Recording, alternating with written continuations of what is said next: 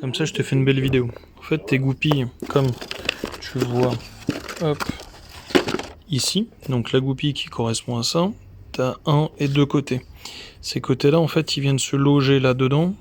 Si tu prends ici, tu as un petit clip. Le petit clip que tu vois ici.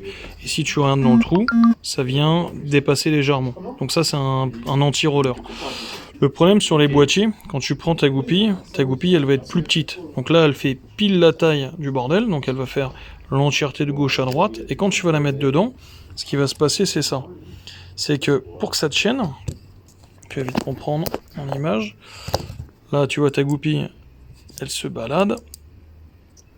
Hop, elle veut pas. Toujours quand on essaie de le faire en direct. Là, ta goupille, elle rentre. Mais tu vois, elle a une épaisseur. Tac. Et en fait, ça va pas des deux côtés du boîtier. Donc là, il faut juste une goupille. Si tu arrives à choper comme sur le site, une goupille plus grande qui vient se loger dans le petit circlip, mais qui aille plus loin pour qu'il y ait vraiment toute l'épaisseur des deux côtés.